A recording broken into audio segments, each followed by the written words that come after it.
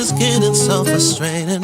How much more can we take? We're erupting like volcanoes, blowing ashes in our face. We need change. Baby, you hear the crying. We need change. The flat that's on your tire. Baby, we just need some air, a little bit of space, some time to think it over. Maybe that can help erase all the pain we've made.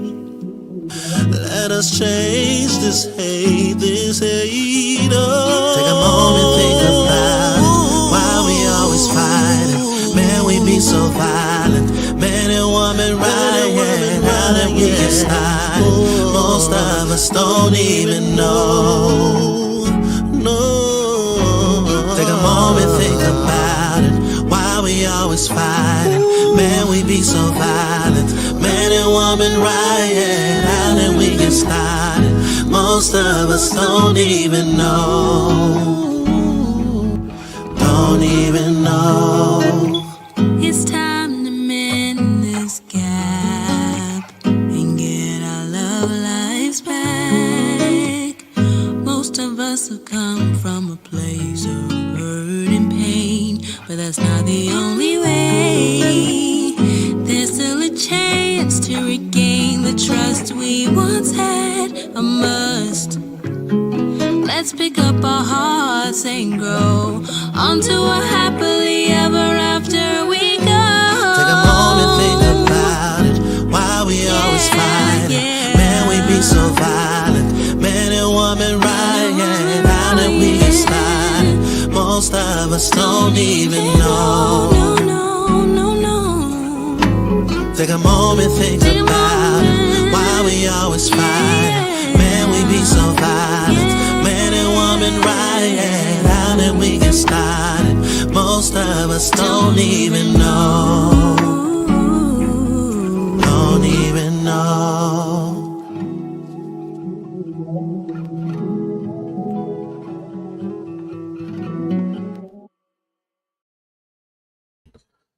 All right. That was not great. Welcome everyone to Bed My Zion Network. For those that's tuning in right now live, and for those that may be tuning in later, sorry for the technical difficulties. I'm assuming that had to do with the signal. I'm not sure on your end if it plays straight through. On my end, it was breaking in and out. So hold on one second.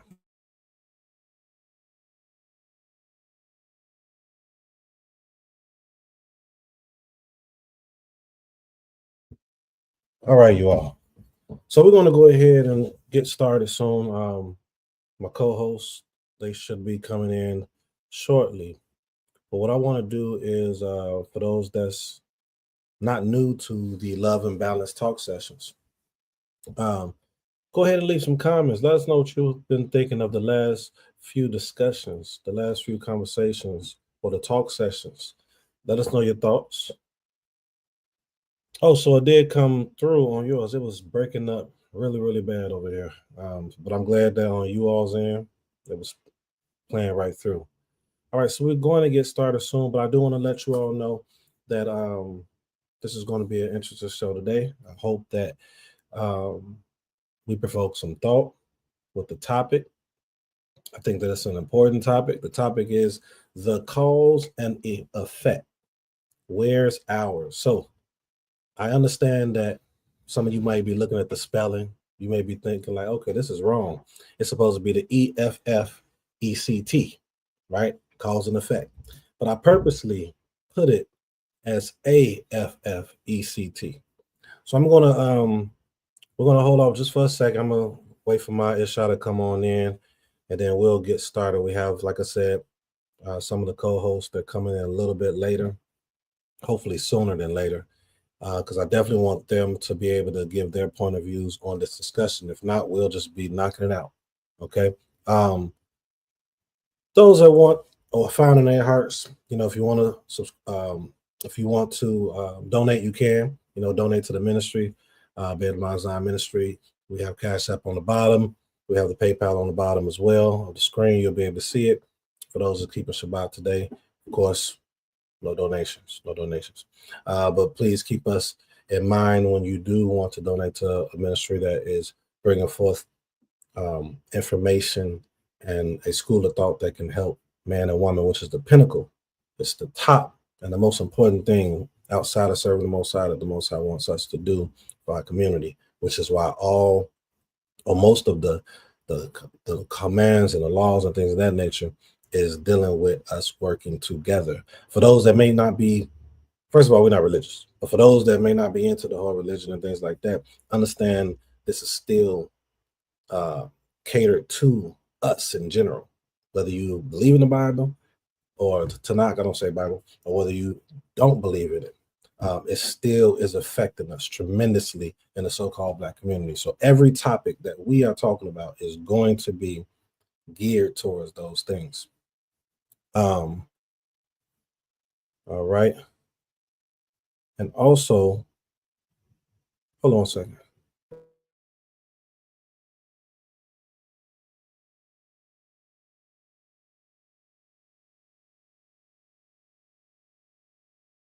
All right, I am back. So let's go ahead and before we get started, I'm gonna open up with prayer, you all.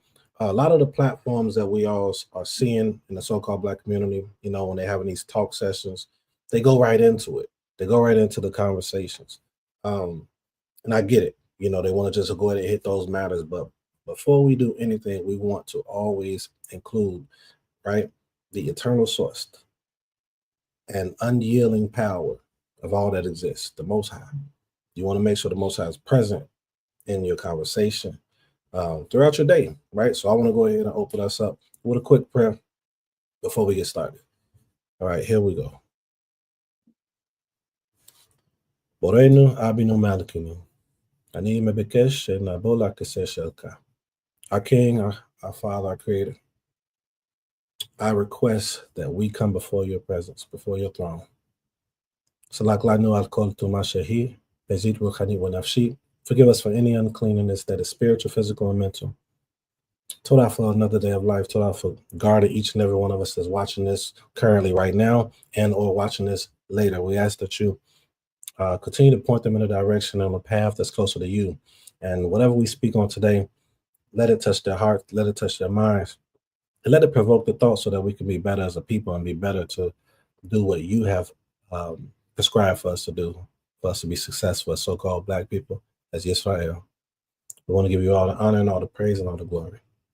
Haloet HaKoach HaNiski, Haloet HaEl Elyon, Haloet HaMakoach Niski. All right. So let's go ahead and get started. Shalom, shalom, Ishti. Shalom. Shalom. All right. So it is the cause and effect. Where's ours? So what does that mean? What does that mean? Let's bring up what this word really means, right? So cause and effect. Where's ours? The correct phrase is cause and effect. That's what most people use, right? With the E, which refers to the relationship between an event that happens first, the cause, and the event that occurs as a result, the effect. But what I'm bringing to the table, or what we're bringing to the table, I should say, is effect with an A.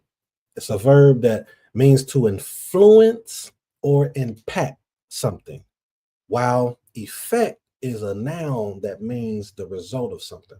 So we're supposed to be a light, right, to the nations, but we're supposed to be a light to our people first. That's what the instructions of things of that nature to help us get through certain things, navigate certain things with one another. We're supposed to be a light, right? So we're supposed to be affecting each other in a certain way. We're supposed to be influencing each other in a certain way, right? Impacting each other in a certain way. So this title, cause and effect, where's ours, right? You ever heard that saying when it says, I'm doing it for the cause, right? So what is our cause? What are we, how are we operating? How's it successfully helping us? What is our cause, right?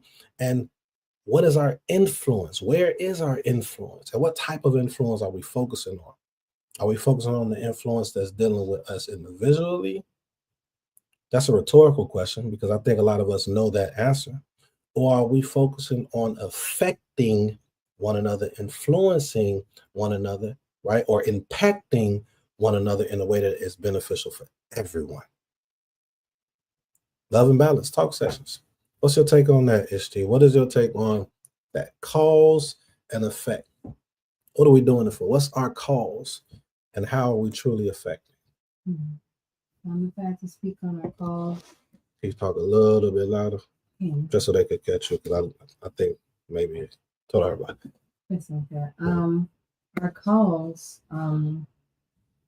We can go back to the 70s. We can go back to before that.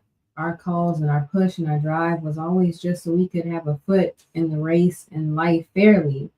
Um, and that cause has actually, I don't want to say gone down a little bit, but it I would say in 2024 it is better for us. It has become better for us. We have our challenges, but overall, a lot of those causes have had great effects. I believe, shalom.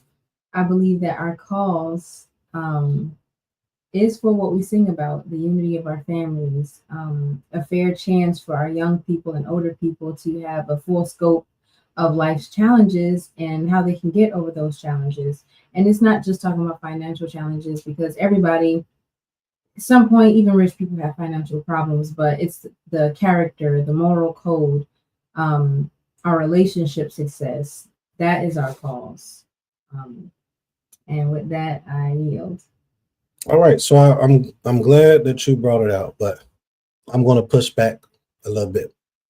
So I believe my Isha is speaking from our standpoint, anecdotally, right? Mhm. But when I'm asking, remember, all of our conversation on this platform, Love and Balance Talk Sessions, is dealing with the majority, right?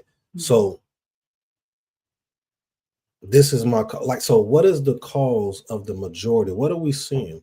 Like, what are they doing when they're affecting or influencing? What type of think about influencers? What are they? What is their cause of doing it? Are they doing it specifically for themselves?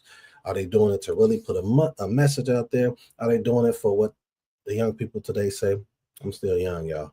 Clout, right? Or is the influence trying to impact and shift change daily, right? Shift change in a way to where it's gonna make that person uncomfortable. Like those individuals that's trying to truly influence, they shift and change things in their lives that makes them uncomfortable too. So you're just coming in, Mora. I'm going to go ahead and kind of tell you what we're talking about right now. Um, Yeah, so to that. yeah, the topic of today is cause and effect. Where's ours, right? And notice most people when they understand cause and effect, it has the E in there. So I brought this up for them to see. And I was like, the correct phrase is cause and effect, or phrase is cause and effect, which refers to the relationship between an event that happens first, the cause, and then an event that occurs as a result, the effect.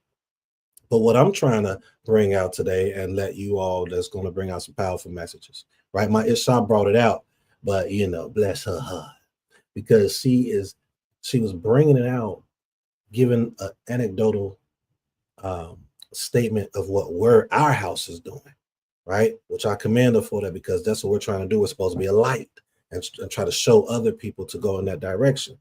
But um, not but in addition to it is right here, effect. This effect that I'm looking for is a verb that means to influence or impact something, right? So the cause and effect is what is our cause today? And what type of influence or impactful movement are we doing? Right. So that's the title. What is your thoughts on that title in particular before we go into the first question? I didn't hear all of what she stated, but Mhm, from your general synopsis, mhm, I pretty much come to the same conclusion mhm, because us, as a people, we are set here to be a light. We are supposed to be the influence of the nations. We are supposed to lead the way. We are supposed to be the standard.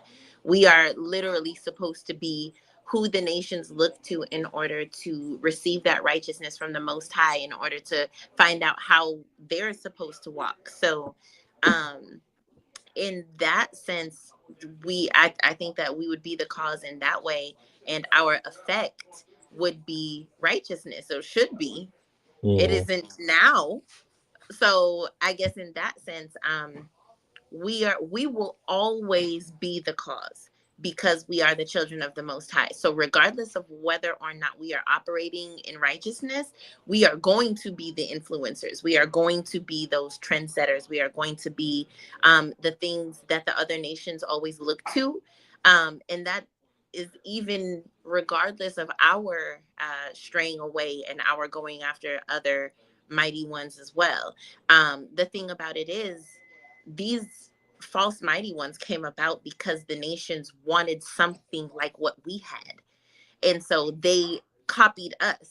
And then we ended up copying the copycats, which then led us into like a whole deep, weird struggle within ourselves, because the nations literally wanted to create a power for themselves to worship, because they didn't want to live in righteousness. So they wanted to create their own. So they ended up doing that. And then we ended up following them.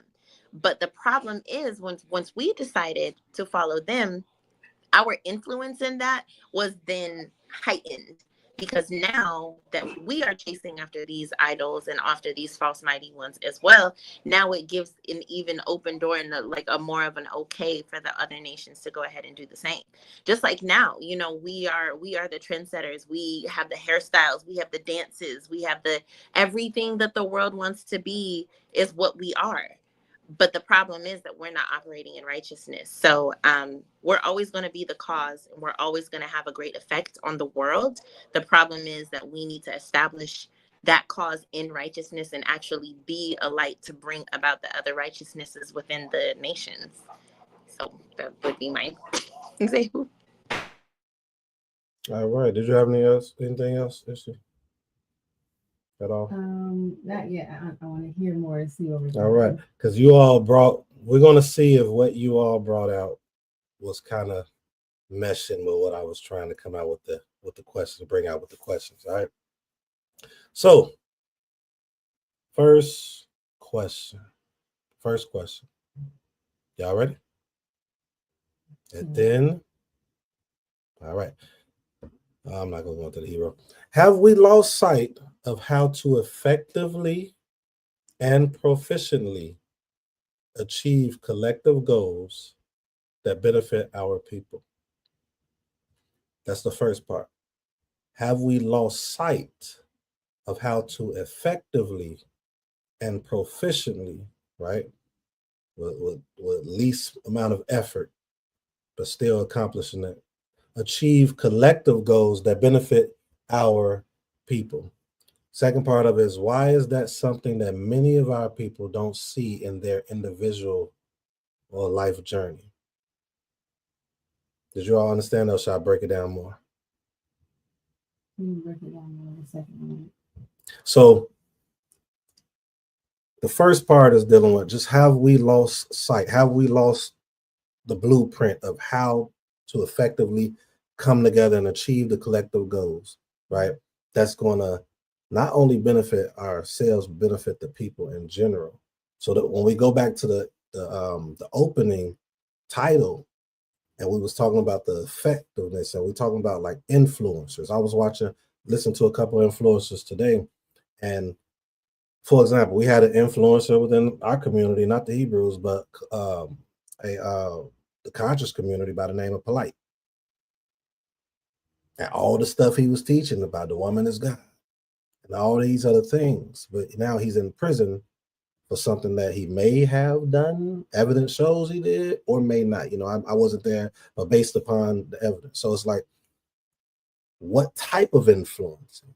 Is it the influencing, right? So why is that something that our people don't see or vision themselves doing or moving in that place together, but they'll want to do it on their own. I don't know if I'm asking the question properly for y'all to understand, because y'all both looking at me like, what are you saying? Yeah, I'm not really understanding the second part of the question. Focus on the first part first there. And then it'll come Okay. the second part will come out. Yeah. I would say absolutely we've lost goals on how to effectively and proficiently achieve collective goals. Sorry, I'm like reading the question. But I definitely think so. It's very hard for us to work together in any capacity. It's been very difficult. And for various reasons, not necessarily because we don't want to or because we don't have the desire to, but even just the logistics of having people work together is very difficult to plan out and execute. We've seen a couple of instances in which we've come together, not necessarily recent history, but like in Tulsa, Oklahoma, Black Wall Street and things like that. And we have been shut down. But again, all of that kind of just leads back to me, in my opinion, that leads back to our submission unto the Most High. If we were in a place that we should be or were capable of continuing in righteousness as we are supposed to, then I believe that the Most High, it would have been time for everything to be established in that way. But because of the way we are and because of our mindsets, I don't believe that it has been or that I don't believe that it's something that is very easily done.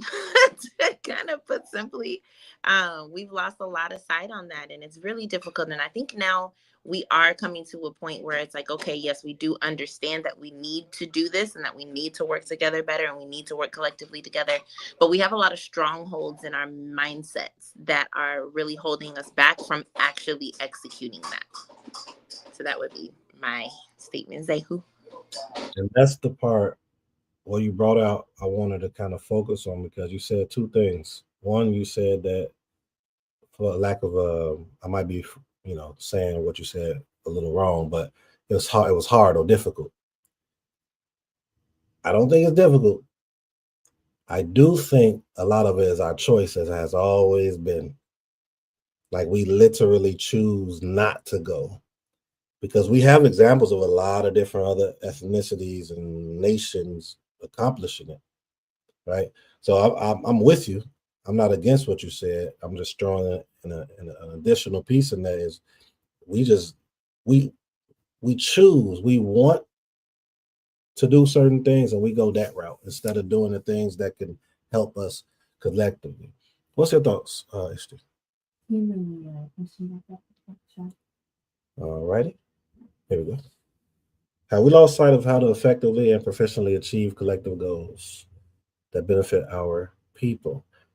I'll give you another example, but this might help too. In Yirmiyahu, I think it was Jeremiah, it basically said that the leaders that he was coming at were not focusing on things that was beneficial for the people. Mm-hmm. They could have focused on the things that was beneficial for the people, but they didn't. So that's why I'm bringing out this question. Have we lost sight of the effectiveness and the proficiency to achieve collective goals that benefit our people? Mm-hmm. Because even today, we see many of our people doing things to benefit themselves across the board. So I'm with Marzakaria when she said that, we just haven't worked well together. But what is it? What is it that's stopping us to do that? Stopping us from doing that? That's the question. I'm ready to answer the first one, and I'll take my time with the second one, but I am ready. We have lost sight of how to effectively and proficiently achieve collective goals that benefit our people. And the reason why I read it out verbatim is because the answer to it is the opposite. A lot of the people are focused on things that only benefit them. And you brought out influencers. Influencers, especially like in the so-called Black community, whether it's music, it's businesses, a lot of the stuff is either gimmicks or it's just hype to get people even more famous, and it's not music that is getting our children or even getting our community to think properly about community or family. I'm not saying you can't listen to the music you want to listen to, but it's sad that the majority of the music that's being pushed is pushed for just dance or sound sake. And can you bring up the second question, or we'll just bring it up so I can read the second one? And is why is it that why is there something that many of our people? Why is it that something that many of our people don't see in their? It's not a vision for them, basically. I would say because a lot of people. One of it is, I think, one of the answers is I believe because a lot of us weren't taught.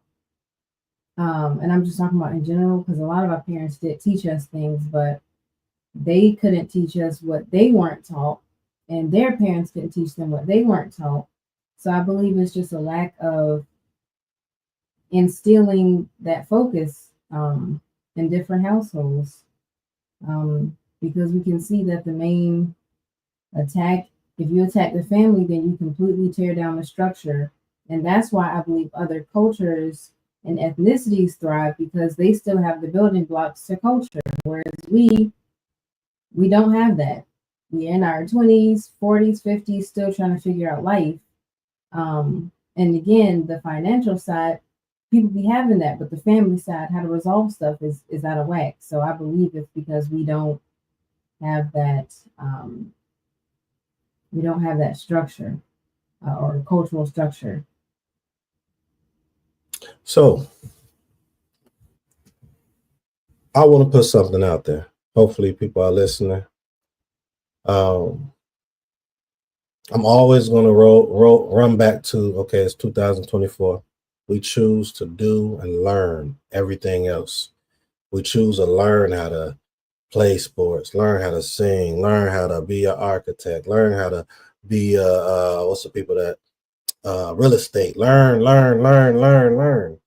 right? We watch different like the Korean shows and all these other shows. It's in front of us. A lot of us choose not to do it because in our community, I should say, as Israel, we want to run away from something that somebody else is doing because they're doing it. But we can take from the thing about different ethnicities and nations, what I do like about the positive side of what they do, if they do it righteously, is they will see the positive things from other people and be like, you know what? Let's model after that, right? It's there. We might not have the blueprint as to like a lot of families knowing to do these things culturally, but we have the things in front of us. It's just a choice if we want to learn it. You know, a lot of us that's watching this or may watch it later, or some of us on this platform, we chose to go this path we're going now. And a lot of us didn't have family that did it, right? We saw something, we read something, we learned it, and we did it.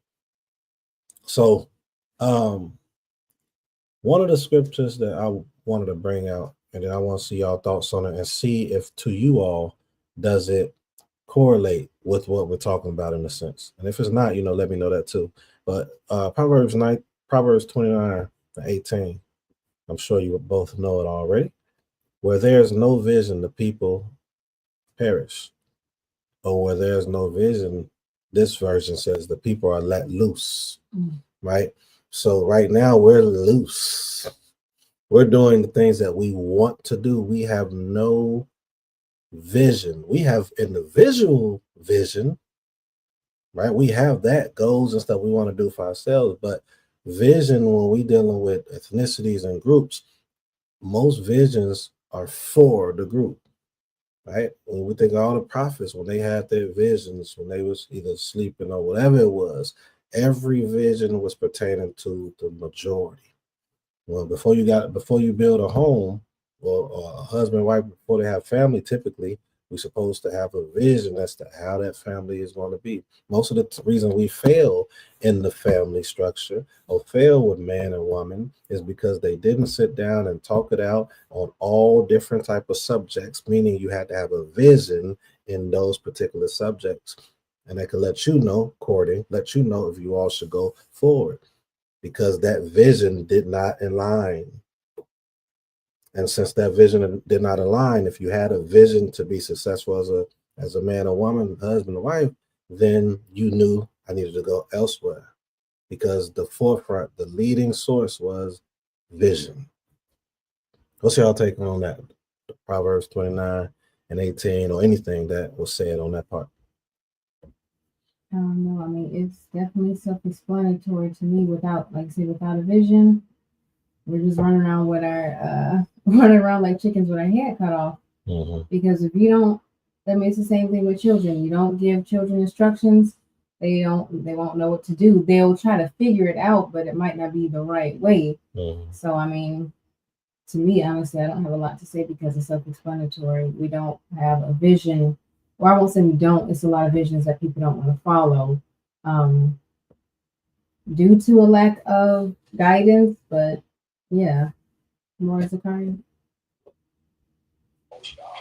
I agree 100%. Because a vision is like a blueprint. It's a guide. It's a map. So if you don't have anything to guide you and you're just doing everything spontaneously, you don't really have any structure. And we all know that if you're trying to build something without a structure, it's going to fall.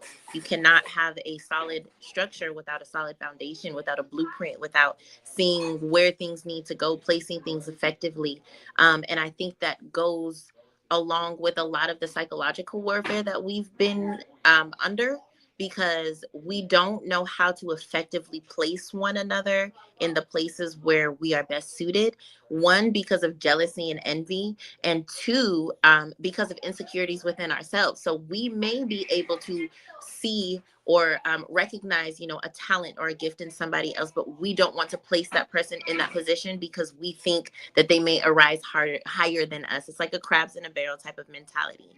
And so without that vision of saying, okay, this person is great at this person needs to be placed over here, this person needs to be placed over here, this person needs to be with that person because they can fortify what they're good at and also fortify what they're not good at, right? Fortify their weaknesses. This person is weak in this area, so let's add two more people over here that are strong in this area so that we can make sure that we balance everything out, and things like that. But we've lost the capacity in a lot of terms, to be able to do that. We lack a lot of humility. We lack a lot of security and knowledge of self in order to be able to effectively place people in where they need to go, because we fear so much about somebody else taking over or being higher than us, and so it just causes the whole thing to fall. Good points. Good points. Good points, both of you. Appreciate you. Appreciate you. For those that's tuning in or watching back, please, if you have yet to do so, make sure you like, make sure you subscribe, and make sure that you share. We hope that you're enjoying the conversation thus far, or the talk sessions thus far. I'm going to play a video, and that video is going to lead us into the next topic. All right, this may be a short one because there's only a few of us here, but we're going to go ahead and go into the next video. Or that first video, I should say. Give me 1 second. All right. So I'm bringing this up, and it's tying up. It's tying into it, right? Losing sight. Have we lost sight? And I know a lot of times, a lot of things we've been talking about is always going back to structure, like you brought out, leadership. More Zakaria brought out the levels of positions and titles. We're going to go into that in the second video. But it always goes back to leadership. Always. So I'm going to bring it out right now. There we go. That's the one I wanted. I'm going to bring it out right now. And I want to see y'all thoughts. We're going to We're gonna check it out. Here we go. Can you all see that? All right. In the book that talks about what you're talking about right now, the leadership factory, right? So here, I'm going to go to the book. All the academic classes in the world will never teach anyone to be a leader. The academy recognized that long ago, and while we had to take courses on the subject, we learned by doing. The academy is structured to provide leadership opportunities in a wide variety of places and levels from the very first day you start as plebes. And this is emphasizing what you just said, and discipline is something that I talk about all the time. and you know what's great is, you know, as I was talking to you on the way over here, you know, I do all these, I read these leadership, or not leadership books. They're not books about leadership. They're about combat, right? But combat is about leadership. So all these books, all of them, every single one of them, whether it's an ancient Roman military leader or a Marine in Vietnam or an army soldier in World War II, there is one common thing that's discipline, discipline, discipline. It's always there. Back to the book. Discipline forms the cornerstone of any military team. All right, I want to stop there. We're going to keep going. We're going to keep going. But I wanted to stop there because you pointed out discipline. Now, if you was to ask many people what their ideas of discipline is, it's kind of subjective. But for the most part, we all know what discipline is. And I just wanted to highlight that before we continue with the video. Discipline is probably one of the, if not the most lacked attributes that we have as a people. And I'm sure we all, myself included, has you know, outwardly or not outwardly, we have all did this, lacked it, right? So one of the main things that we got to focus on, and I believe that discipline is important. But the discipline has to do, for me, when I speak on discipline, I'm talking about dedication, right, towards the Most High, dedication towards your people, dedication towards the mental portion of your being, dedication to spiritual. So discipline, because that's going to bring out everything else. But let's see what else he has to say. Did you all have anything on that one before I continue? All right. I did. I noticed what he said just now, that discipline is the cornerstone. And it stood out a lot to me because discipline and disciple share a common root.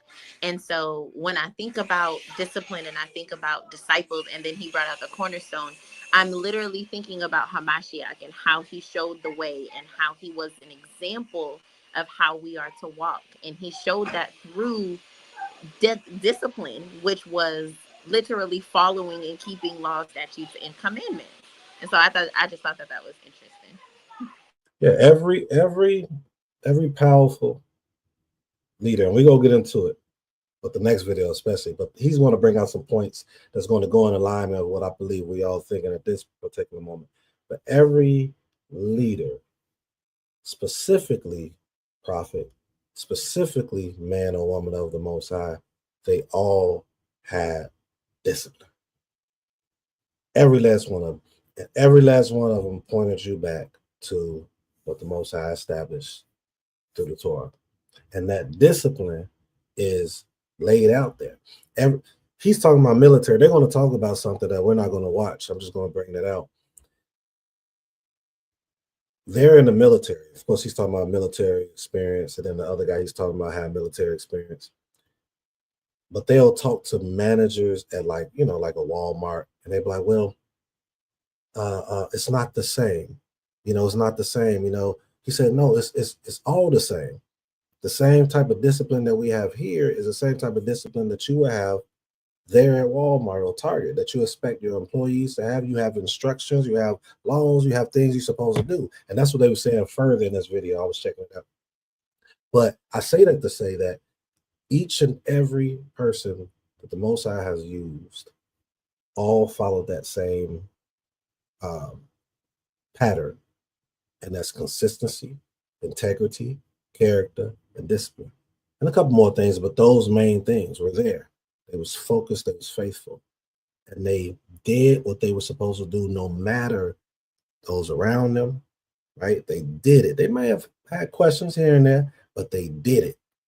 And that was due to that discipline. So you had anything or keep going with it? All right. Okay.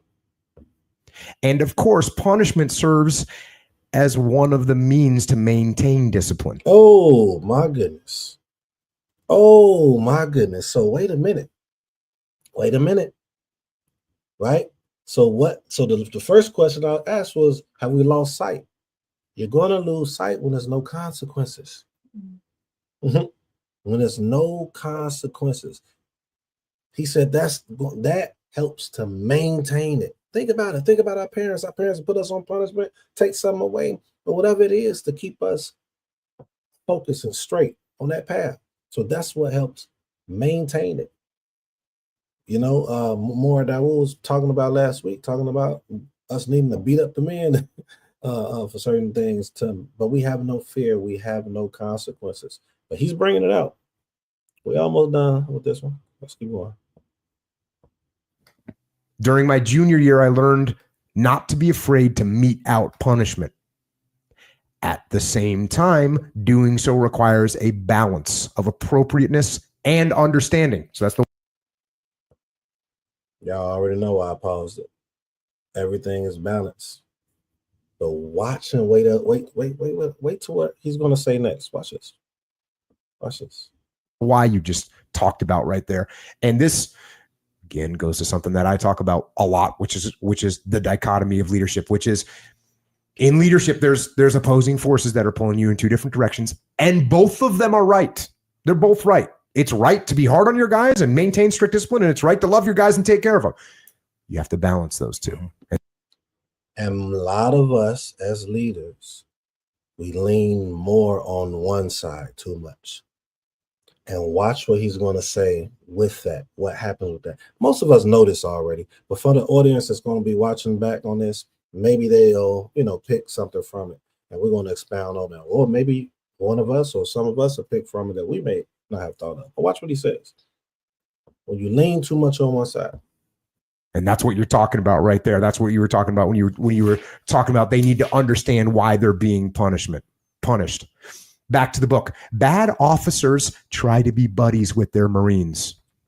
There's a fine line between getting to know the men under your command and bonding with them as friends. It is all too easy to make that mistake. Now, real quick, I know I keep pausing y'all, but he just said some stuff. I said this the other day, and I want y'all thoughts on it. I think that we study our literature like a fairy tale book. And what I mean is everything is, oh, praise, oh, this and that. But when it's something that's friction, pressure, like what he's talking about, someone telling you, what to do that is righteous, that is balanced, we pull back. We're not used to that. We're not used to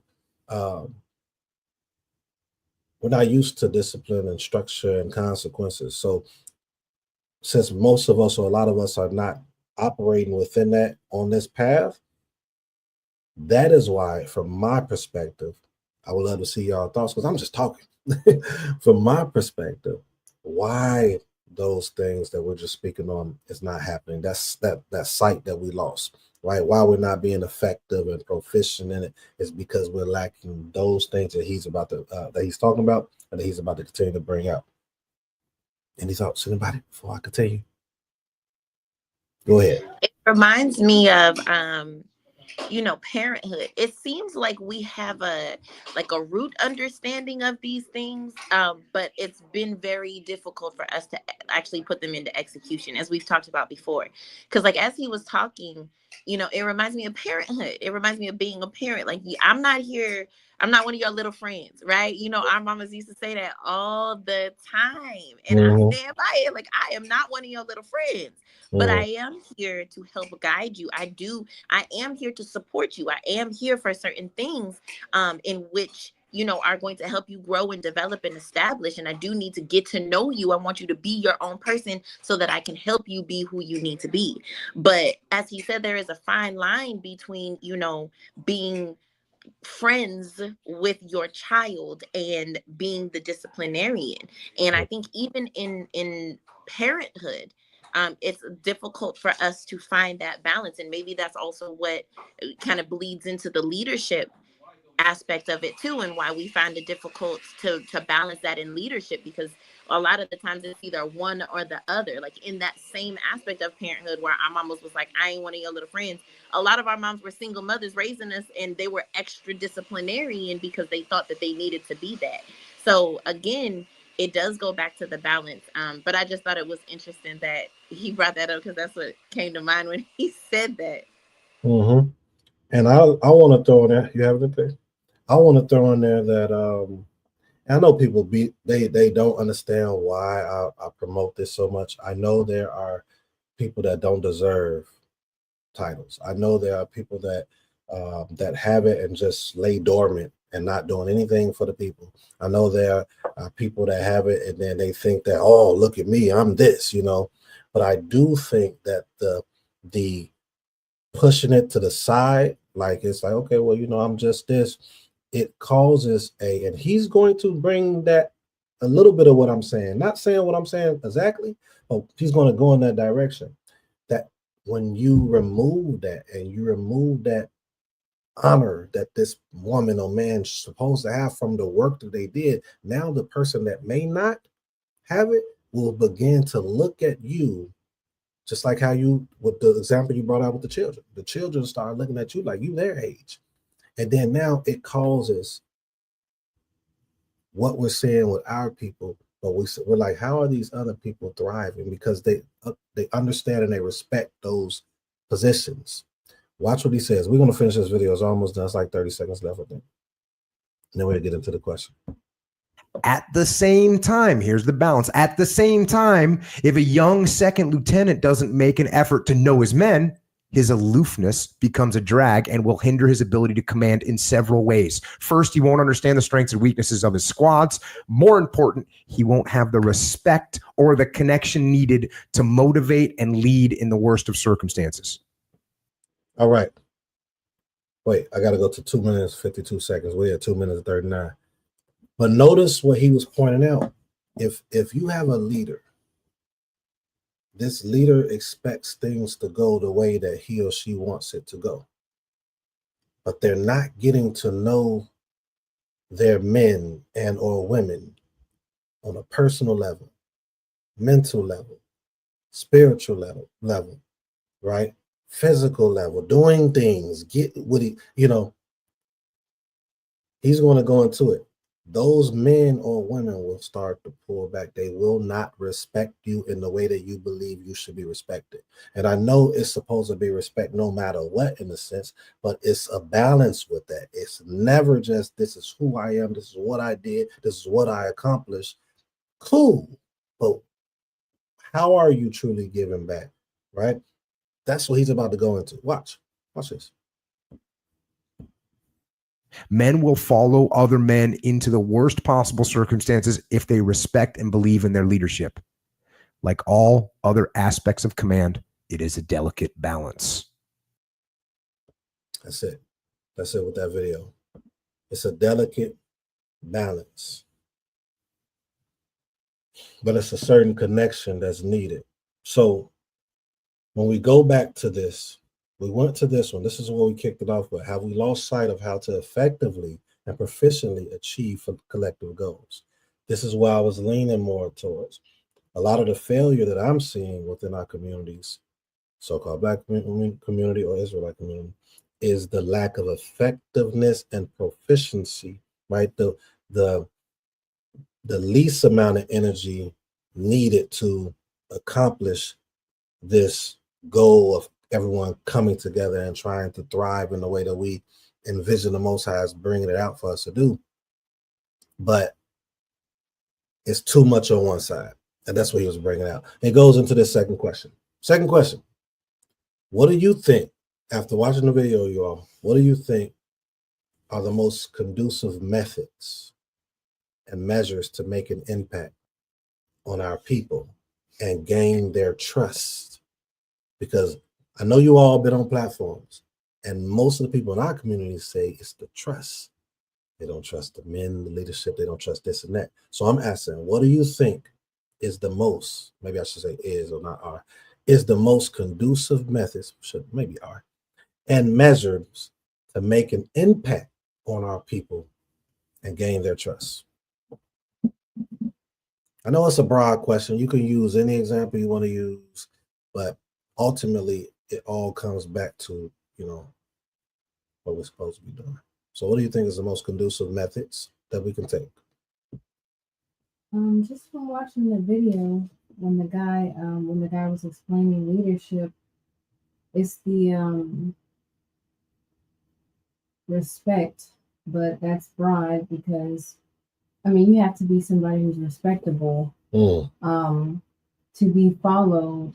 I would say to be healthily followed because again, the influencers and music that's out now, they have millions of followers. They have people that represent music.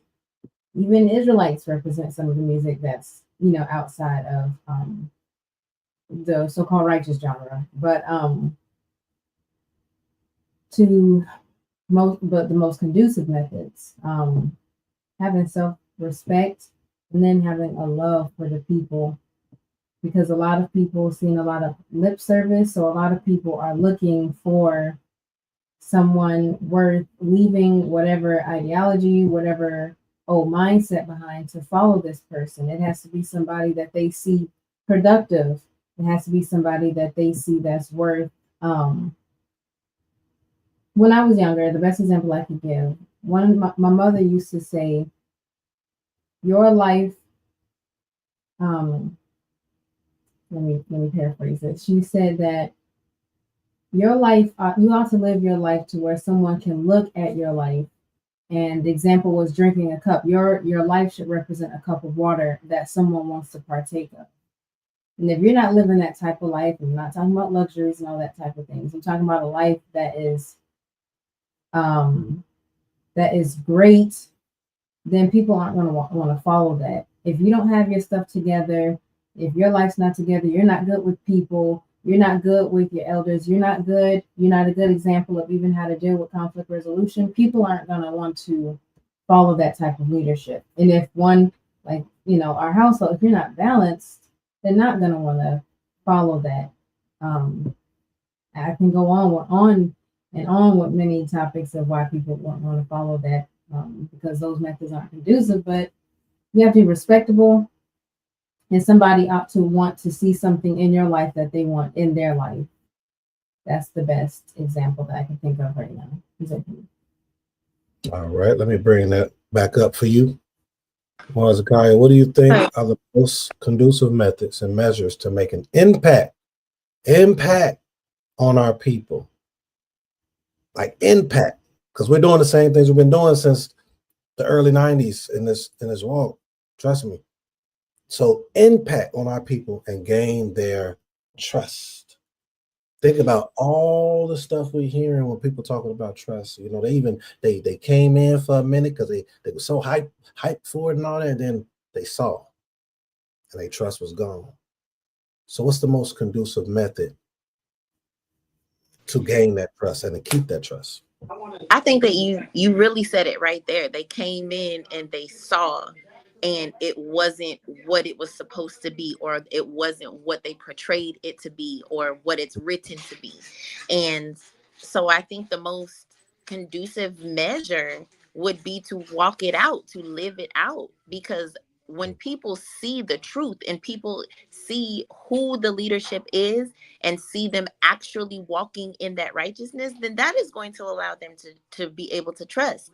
I think a large part of that, though, also is the factor in which the person brought out in the video, that balance and being able to not only get to know the person, but also be like a disciplinarian. And I think that the root of that is humility.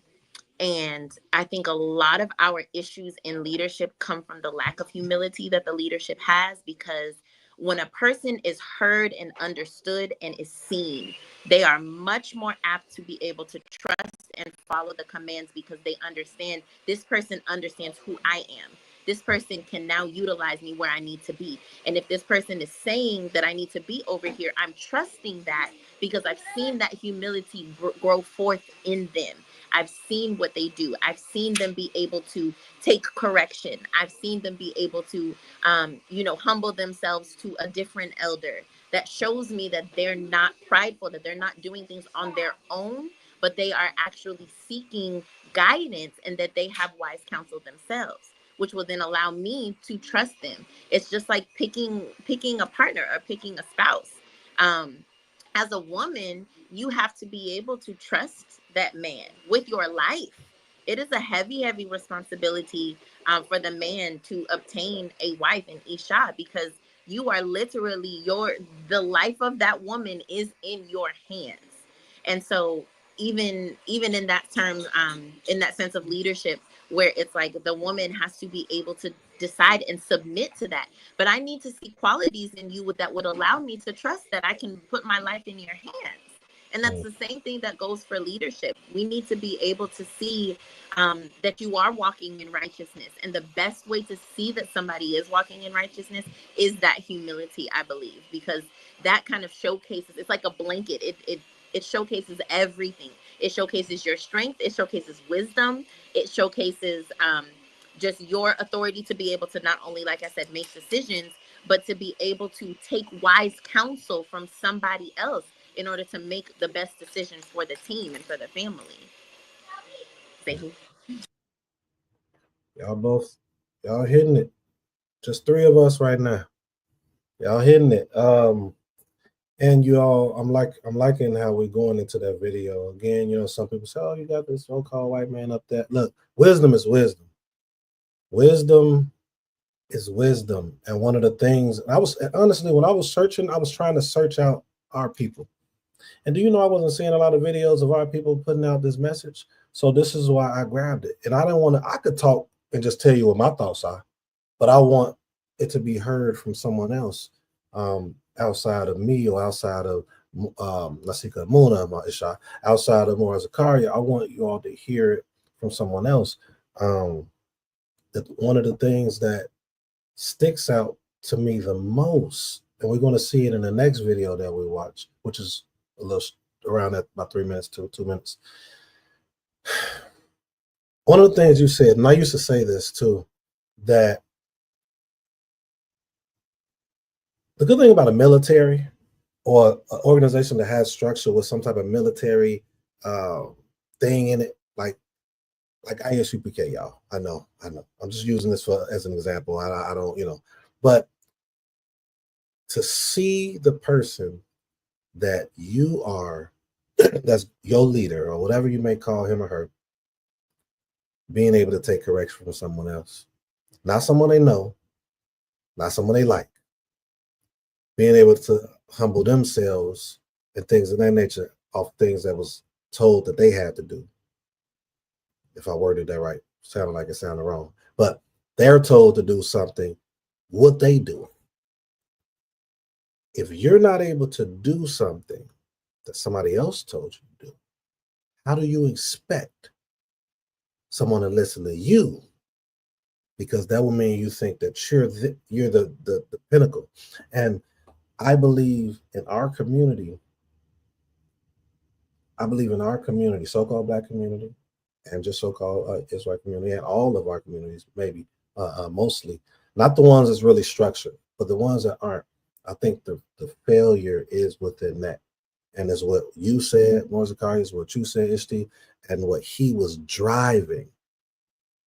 He said that those men, if you gain their respect, they will do whatever with you. But if they see something in you that they see something in you, you're not trying to get to know them at all. And that's what he said. I'm not saying it. That's why I said I want to show the video. And that's one of the biggest qualities when it comes to leaders. Praise Yah has said, I shared it. She said, I don't know if that's a man or woman, so forgive me. Just says Praise Yah. Oh, yeah. A lot of folks see money, so their heart isn't true. So we need humble leaders that live by the word all parts of their life. That's one of the biggest things too. All parts of their life. And that's what he was bringing out in the video. Those men and women within that military, they uh, start lacking that trust in that leader due to them not seeing that leader, man or woman, walking all parts of their life in it. How they deal with the people that's under them, the people that's over them, how they deal with their home, their wives, or their husband, right? How they deal with their children. These are things that people are watching. See, we think that when we think of leadership, most of it's subjective. We could get 10 people right now that tell you what a leader is, what that leader's supposed to do, and it's going to be subjective. We can get 10 leaders tell you shalom. I don't. That's Hosea. So likely, we can get 10 leaders and they will all say something maybe differently. But one of the main things I think is the core is that mental, that spiritual, that physical, right? That integrity, that character, and that discipline. Those things is just going to direct us down the path that we should be in. All right, I'm ranting now, y'all. I'm ranting. Did you all have anything else with this one right here? No? Mm-hmm. All right. Those that's tuning in, if you have any comments that you want to bring out, please do so. We'll be sharing it. Make sure that you like, make sure that you subscribe if you haven't. Make sure that you share, please. We appreciate it. We're trying to get this out there with the different topics that we're going to be bringing out to provoke thought. Right now, we're missing about half of our panel, but may the Most High bless them, guard them, keep them safe. Hopefully, things are going okay with them. I'm just grateful for who we have here on the panel right now. We're doing good. You all are there. You all are bringing it out. Also, Adia says, Jane Elliott shared that humanity are all just different shades of brown. All right. Shalom, Mr. Pakap. All right, y'all. Let's get going. This is going to be a short one. There's only a few of us. We're going to watch one last video before we go into the third topic. We're going to watch one last video before we go to the third topic. All right. We'll bring this down.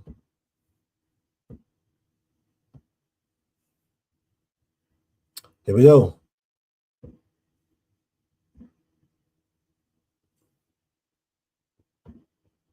Perhaps one of the most misunderstood subjects in business.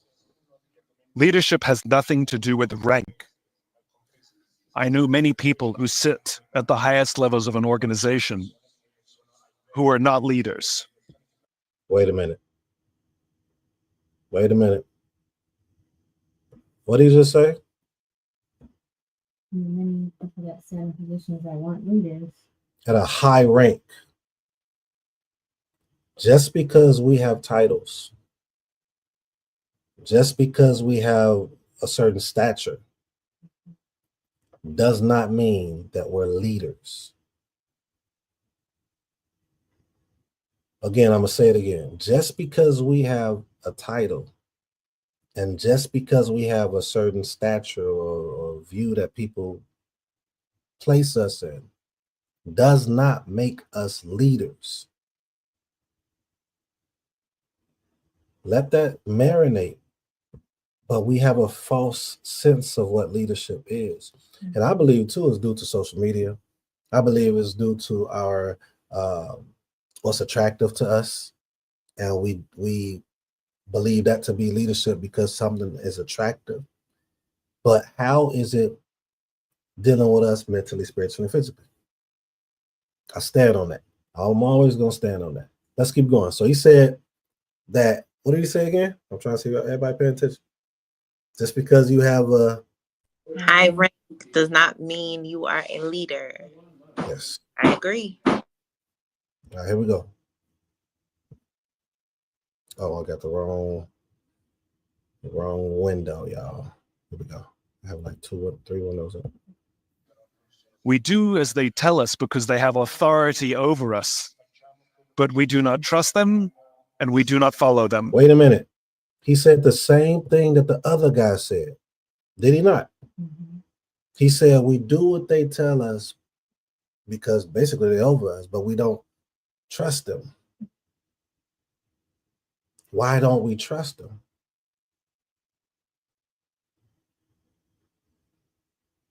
That's a question. I'm just asking y'all. Why don't we trust him? He gonna We go. He gonna go in, but I want y'all thoughts. we observe how they're walking. We can Mm. see that the words are not matching the actions, that the leadership qualities are not there. And Mhm. I think that's why in scripture it's really honed in a lot of the times to prove something. That means to watch, to observe, to guard, shamar. Mhm. We are always commanded to observe something. So Mm. that goes in with leadership and with proving a friend. It's really important that we see those fruits, that we see the fruit of the spirits, that we see what they're actually about, because nothing speaks louder than actions. There's always that saying, actions speak louder than words. And if I'm seeing something opposite of what you're telling me or what I'm hearing, then that's kind of creating a disconnect, and that's going to lead to distrust anyways, because these two things are not matching up. They're not equating. So I think that's a big part of what it is. We're not seeing them actually walking out in that leadership. And I want to be fair too. I want to be fair. I love what's been said. Notice I've been saying a lot about subjectivity, right? Subjective. A lot of times too, um, a person that's looking towards a leader, they might have a view of what that leader should be subjectively, what they believe, and that leader could be doing what the leader's supposed to be doing, right? And vice versa, right? The leader might be thinking this person's supposed to be doing this based upon their school of thought. This is why I'm really big on like us. That's why the Torah is that standard, right? It's giving us everything. The Tanakh gives us everything as far. The reason I love the Tanakh so much, right? And I believe anybody that was a Hebrew had the Tanakh as our life literature, because it showed, and you all probably heard this before, it not only gave us instruction on how to move with one another, how to serve the Most High, but the extra books that we have, the extra literature showed us how we were as a people, and as a leader, how certain traits or certain characteristics we wanted to stay away from. It's all there. So I believe a lot of our thought process should be based off of that. The problem is we are not basing our thought process off of that. We're basing how this person is moving. Okay, he says he's not moving how I want him to move. He's wicked. He's unrighteous. And he could be more righteous than you. He could be extremely more righteous than you. She could be extremely more righteous than you. But subjectively, we just, so I'm trying to stay clear. What I'm trying to set the. Go ahead. You wanted to say something. I'll wait till you're done. No, I just wanted to land back off of what you were saying. We in our community deal with a lot of like emotionality, if that's even a word, but like we're very emotional. And Mm. so if somebody is speaking the truth and uh we don't like it, we have a tendency to then take on the spirit of offense when there's no need for that spirit of offense to be there, because what the person is speaking is truth and they're actually speaking it in love. So I do completely agree that it does, everything needs to be based on the standard, which the standard is Torah. Mm. And if we're not basing our actions off of that standard, then that's when we have a problem, which is, again, kind of where I was going as far as seeing and watching their leadership, because you'll be able to tell whether or not they are actively doing a great job at leadership based on what's written. If Mm. they are doing what's written in the book, then you'll be able to match that up. Everything should be able to match up with the word. And if it doesn't, then that's when you have a discrepancy, and that's when the distrust kind of starts to seep in. But yeah, Zehu, you can continue. And I love this part what Gaber and Sadia brought out. Cain, and we judge one another without communicating with one another. And this is why, oh, y'all not gonna like me. Y'all get to know my issue I go through with me sometimes. Like I'm looking at, it's like this statement is so true. Right? Cain, and we judge one another without communicating with one another. In addition to that, the communication may not be what we think communication is supposed to be, but it may be communicating. So you can be looked at as though you're not communicating because the standard of communication is different from both people. They haven't sat down and addressed what communication is. Communication to some people is not the same. You know, although communication should be talking, but some people don't. We don't like to talk. Sometimes when we're when resistance hit, or when, you know, whatever it might be, we want to pull back from it due to it if it's not going the way that we want. So it's so much we got to tackle, and we're starting to branch off of the topic, which I love it though, because it's bringing so much more out. I love the Tanakh also because it's applicable throughout time. The Creator said that the kings were also to write within the Tanakh to ensure everything remains relevant to the times as well. All right, let's finish this video, do the last topic, and yeah, let's go ahead and do this. This is not it right here. Almost done. Here we go. I also know people at low levels of organizations that have no formal authority, but they've made a choice. The choice to look after the person to the left of them, the choice to look after the person to the right of them, and we would trust them and follow them anywhere. Leadership is the awesome responsibility to see those around us rise. I want to bring something out, y'all. I know I keep stopping. He said about looking out for the person on the left of you and looking out to the person on the right of you. I don't know who taught me this or where I got it from. I know I didn't create it, so some of you may know this saying already. I don't know, but it's like when you get into a relationship, right? This is why I love the courtship. The courtship, right? Machi Fela used to say that if the courtship didn't work, it still worked. Meaning y'all didn't, do anything to kind of mess anything up. If it didn't work, meaning you all went through the process properly, and then you all decided to part ways, then it still worked, right? But what am I trying to get to? Outside of courting, because a lot of people just don't court. When you get into a relationship, a lot of people come into that relationship and they have a idea of what love's supposed to be, or whatever you want to call it, right? But, and this was brought to me a long time ago, I just don't know who said it. You're supposed to let that person show you how to love them. Have y'all ever heard that before? Does it make sense? Like, I say that because he has said, again, I wish I could rewind it. I got like 3 screens up. I don't have my big old what's the name next to me, so I can just click it. But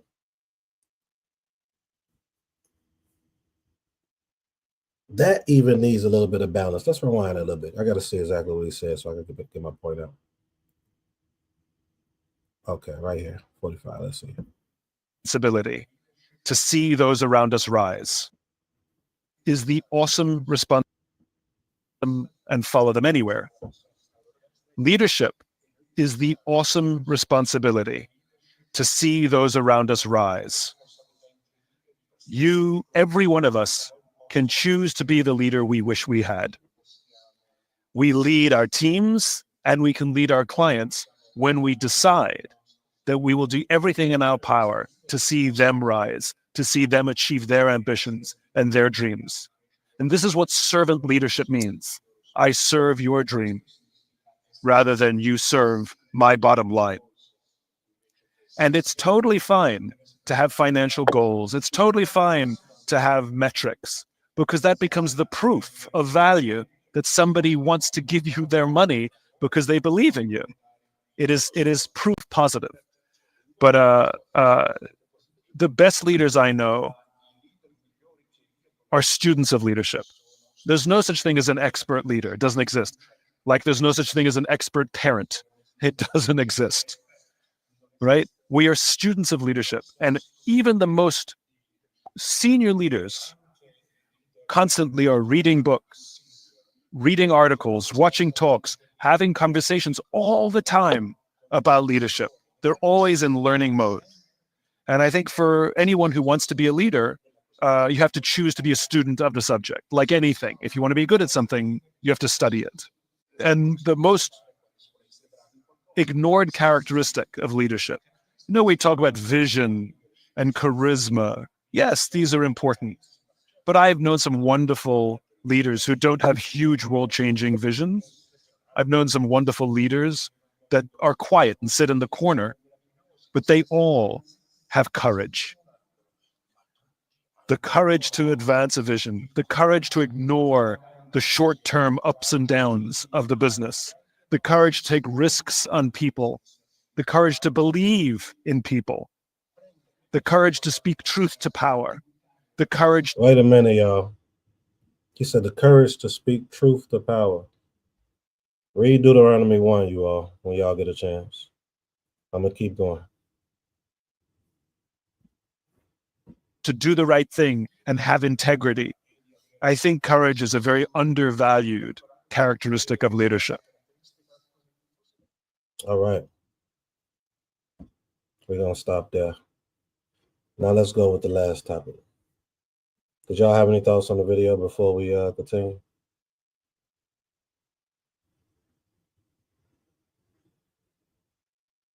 Go ahead. I did. It just reminded me of scripture when Yahusha states that the greatest among you is the servant, the one who serves the most. And this is basically exactly what he was saying, as the disciples were, talking amongst themselves and pride was bubbling up like, oh, I wonder who's the best among us, who is the greatest.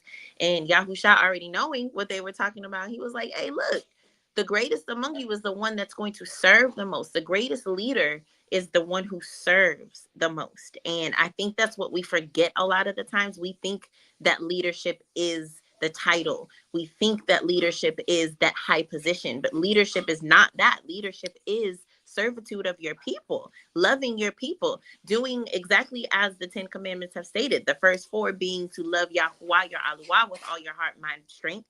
And then the second being to love your neighbor as yourselves, which means to serve them, to make sure that they are good, to see them rise, just as he said. So I think it's really awesome when the word of the Most High is proven, even in like worldly settings, because it just goes to show, the truth that is established in his word. And in addition, I want to throw in there, serving you all that's listening. Serving is not what you deem serving to be. It's a part of it. But in order to serve someone properly, you got to know what they need from them, not from what you portray or perceive them to need. That's true servitude. And that's what they were saying in the video too I was watching. I'm like, this is crazy. The knowledge and the wisdom is just everywhere. Wisdom is everywhere, but I think a lot of them take it from our scriptures, right? Take it from the Torah, or I like to say Tanakh, because it embodies the Torah, the writings, and the prophets. But serving is all. Remember that TV show we used to watch, Amsterdam? And he would say, the doctor would say, do you remember what he used to say? He would say, how can I serve you? Or how can I help? I don't think he said help you. He said, how can I serve you? Right? Because a lot of times we want to put what we believe that serving, but find out, how can I serve you? It's a TV show called Amsterdam. That's the first thing he says whenever he comes before somebody. How can I serve you? So serving is good. and you wanting to help in the way that you feel the people should be helped is good as well. But always in true servitude, ask and find out how that person will need you to serve them. That's true servitude, or that's the fulfillment, balance of servitude. All right. Here's the last one, you all.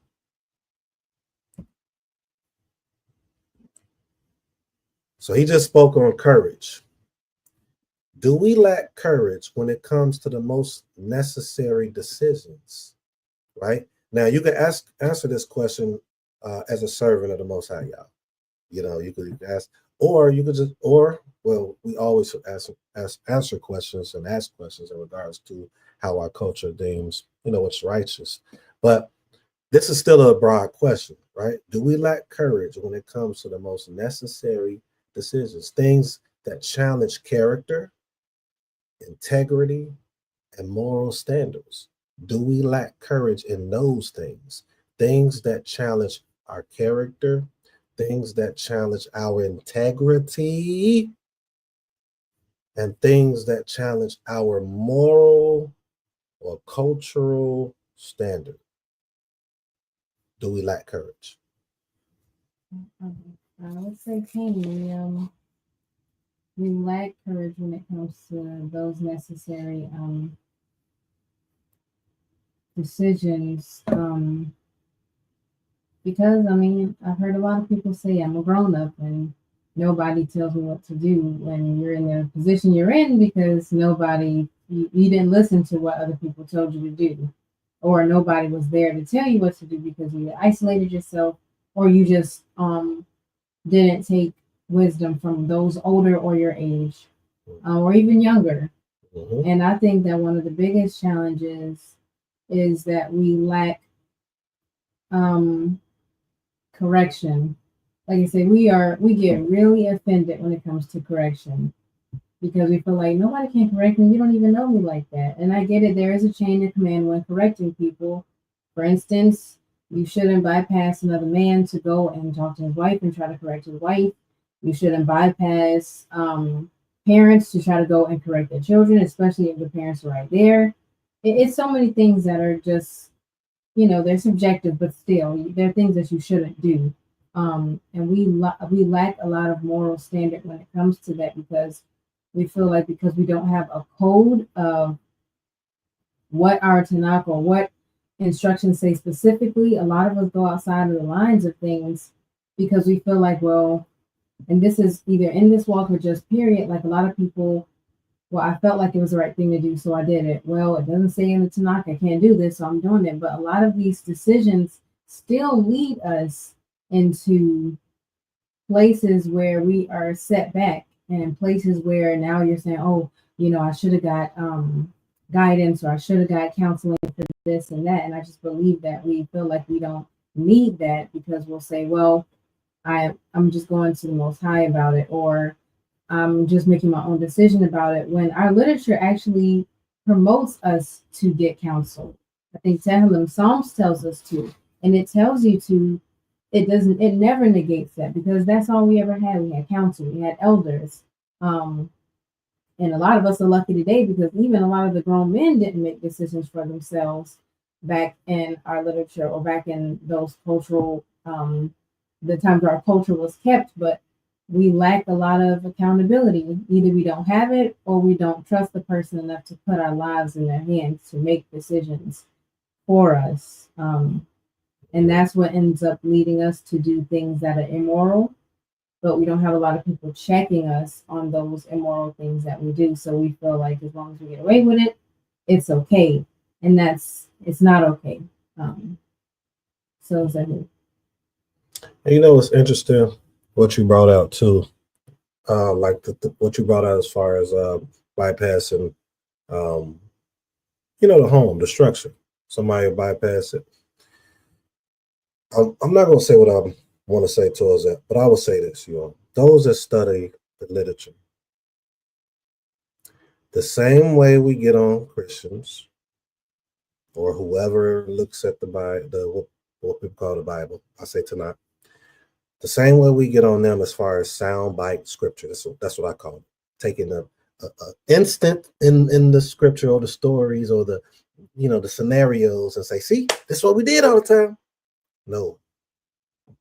Consistently look at the consistency of the text in every subject you look at.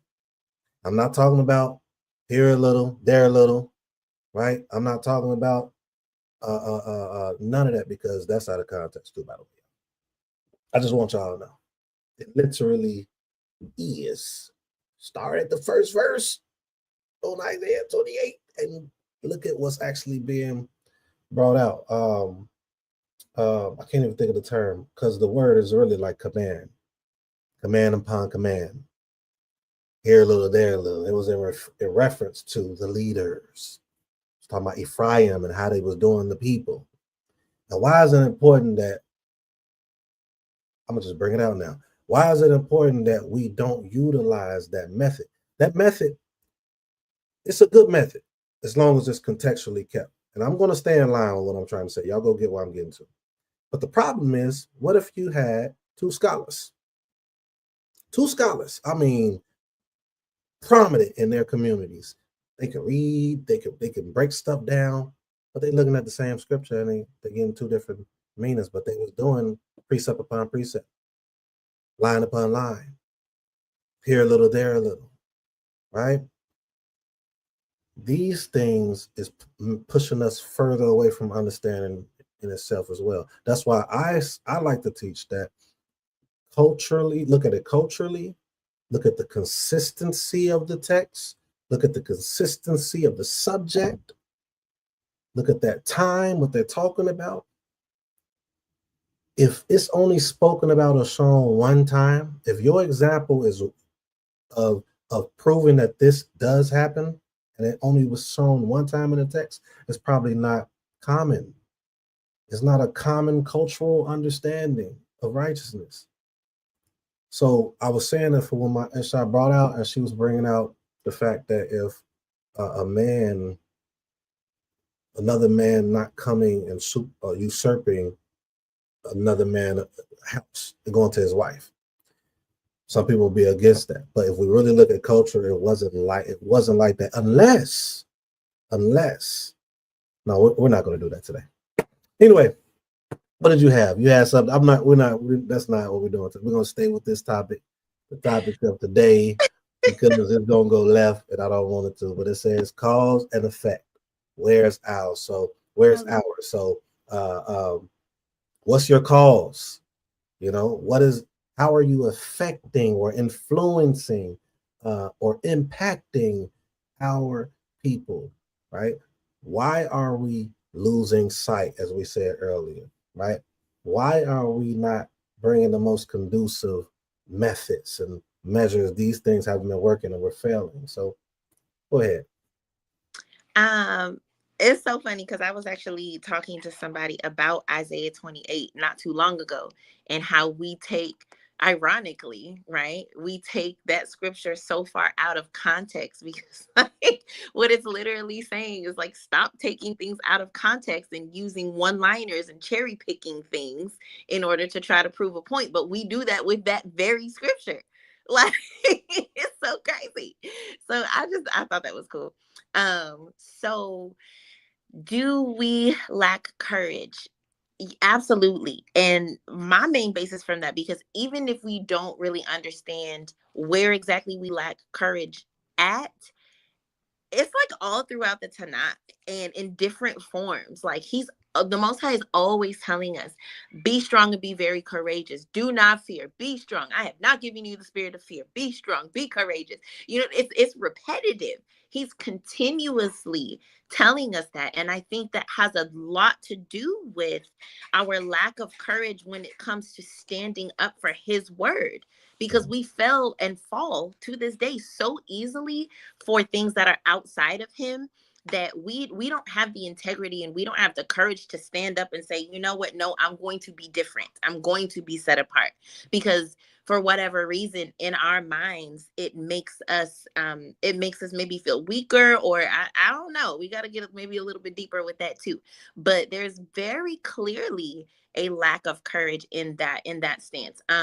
Even in this awakening and in this movement right now, a lot of us don't want to do and keep the law, statutes, and commandments because we lack the courage to actually be disciplined to do it. We don't want to do it. People still want to eat their shrimp, they want to eat their crab, and that's just the surface level of it. Because really, once you get past that, it's like, man, that is baby basic right there. Stopping to eat those things, that's the surface level of the discipline that it takes to and requires to walk in this walk, to actually be purified and to have all of these things purged. We're all still going through the purging, and it's hard. It's not an easy feat. You know what I'm saying? So it's like the lack of the courage to be able to stand apart. It's almost like those memes. It reminds me of those memes where it's like somebody pointing to somebody like, that dude don't work. You know what I'm saying? It's like we're so scared of that. We're so afraid of that. And it's like rooted deeply in us. Like we make memes and stuff about it, but like it's an actual thing. We don't want to be pointed and laughed at, which I get it, but at the same time, you have to have that courage and integrity to say, no, this is what I stand on. This is what is right. This is what my foundation is. And again, it kind of goes back to what we were talking about earlier, having that vision, having that blueprint, that foundation. You have to have a foundation or else you will fall for anything. So being that we don't have a lot of the times, let me rephrase this because I want to speak life. Being that we are working towards gaining our foundations, it's very evident that we have lacked courage in a lot of areas, not only, when it came to defeating the other nations that we were supposed to go and take the land from in Yehoshua. You know what I'm saying? Like all of those things are paralleled. So it's like we're in that same position now. Like we're going through the purging, we're going through the wilderness. We have to have the courage to kick these nations out of what is ours, meaning our minds, our hearts, our eye gates, our ear gates. We have to have the courage to literally fight them out and kick them out. So it's very paralleled. As the Father says, we have the power to do things in heaven as we do on this earth. And that's very, very real. But it all starts in our mind. It all starts with the decision to be able to do that, and then executing it with the discipline to actually bring it into fruition. You have some? What's interesting too, right? So me and my Isha, we're visiting my family out here in Illinois, and we're staying with my mother, my aim, and it was Thanksgiving yesterday, right? And we have, people in our community, we understand about Thanksgiving. Some people will say, okay, it's not pagan. But then it's a man by the name of, and my Isha and her family spoke on this a lot too, but it's a man by the name of Dr. Kenneth. Oh, I'll say Henry. If you're watching this, I don't know if you are, please forgive me. Dr. Kenneth Howard. He did a video, and I had a conversation with my grandmother the day before Thanksgiving. It was 2 hours, y'all. Now, granted, I've been in this world for 13 years, about to be 13 years. And she asked me again, like, so why aren't you? I'm like, Grandma, we done talked about this, But it was good. And we went back and forth a little bit. And they asked, well, we gonna be here? I'm like, well, no. We're not, what I will do is I'll stay here, let everybody come, give everybody a hug, and then we gonna go. And we went to go eat. We went to where we go? Fridays, and then we went to go see Moana 2 yesterday. And then when everything was, and we're visiting here, so we're staying here. So the courage part, the reason the courage and that integrity, your standards, your moral standards, and your belief is important because you could still pour into them. My mom, she was talking and soaking stuff in, and it was really interesting. We had the conversation with my grandmother. Me and my mother and my grandmother was on the phone with each other, and just hearing my mom certain response. So how you're planting that seed. It just felt good. It felt good to stand on what your belief is because they see it and they respect it. My cousin, my cousin came out. Hopefully he'll be watching this, or maybe he'll watch it later. But I was like, I want to send you the video that Dr. Kenneth Howard did, because he broke that. I'm like, look, I'm gonna let y'all watch. I don't want to sit up here and because it'll take us 10 days to go through it. You know what I'm saying? But he broke it down. I'm like, these are the points I want you to really focus on. Because of Thanksgiving, we're not understanding certain points. We're not understanding the importance of why we shouldn't. But we got to have an approach. Our approach needs to be a certain type of way. You have people, and this is still in this courage. I purposely left this here because Thanksgiving was just yesterday. And we had a lot of people in our community that still probably kept it. Maybe they might have a different perspective of what it is, but I'm encouraging to do something similar. Like, some people just won't even show up, won't even see their family. And if you don't, cool, I don't knock it. But for me, first of all, we're visiting here, so I had to be present. But what me and my Isha always said, we was like, I said, man, I ain't did Thanksgiving in forever. And we still didn't do Thanksgiving. But I wanted the family to see us. And as soon as that last person walked in the door, matter of fact, the last person didn't walk in the door. We was gone before they came because they was about to eat it all this stuff. I said, once the last person come, we go hug everybody, and then we leave it. We went to Fridays, and we went to go see Moana 2. I don't know if y'all know about Moana. Moana 2, it was a pretty good TV movie. But the courage, and it provoked thought. My cousin was like, man, I respect what you're doing and things of that nature. And I said, man, I just want y'all, no one really asked why. Well, I just respect, I want y'all to know why. Why? And if you decide to continue, if you decide to, this man comes in and we about to close out. I muted you, man. We literally about to close out right now. It's cool. At least you showed up, right? You might not come when you want. I'm sorry. But anyway, that part, and if you want to speak on it too, Ishti, but that was important, man. We still saw the family. We left. We wasn't partaking in it. Even so much so, don't laugh at me, y'all, when y'all hear this. They was bringing food in. And as men, we normally help, grab bags and, I said, hey, bro, go get the food, man. I didn't even help with the food, but I still wanted to make sure the family saw us and had that representation of that courage, maintaining that courage, standing on what your belief is. You don't have to be embracive. You don't have to be belittling. You don't have to mean. You don't have to do that.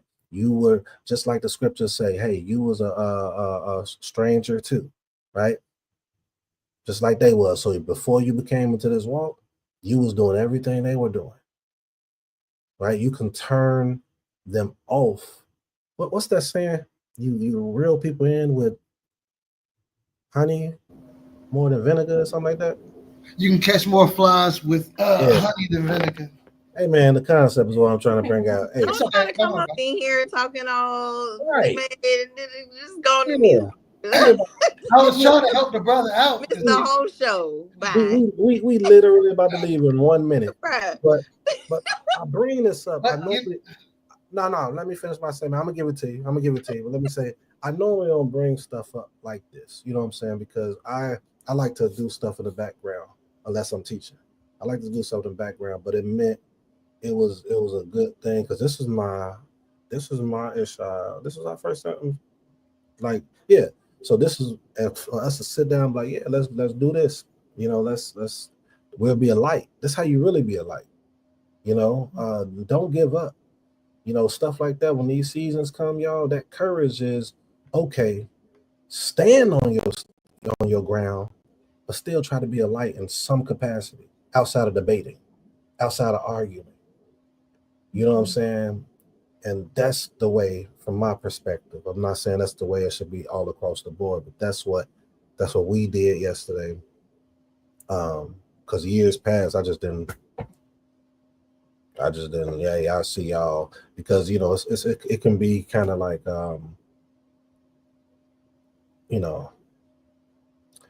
that's my encouragement, y'all. Keep the courage and everything.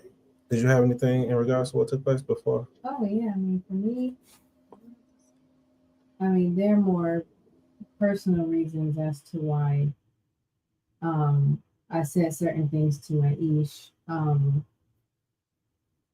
Because like I say, everything had to be balanced off of standing your ground, still being a light, and yet wanting people to know that you're not straddling the fence. Right, that part.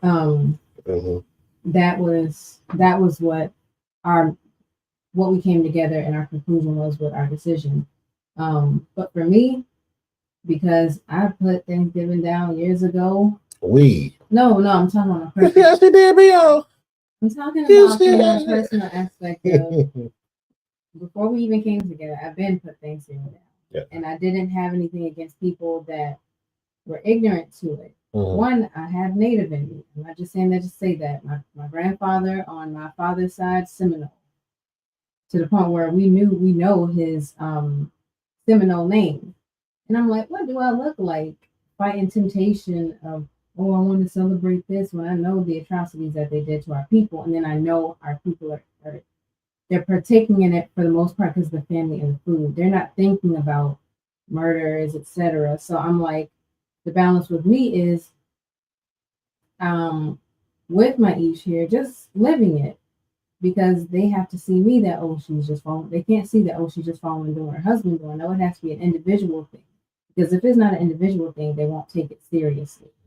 Like with children, you see children doing something, then as soon as the parents go away, they can convince them to do the opposite of what their parents did because they're just afraid of getting a whooping or getting chastised or getting that phone taken. But for me, it was something that wasn't hard because of the temptation of food or Thanksgiving. It's the how to still be a light in this, because we're not trying to be abrasive, as Maish said, and just come down on people. We're trying to show the the light in this and the some type of answer to get people asking, well, why this, why that?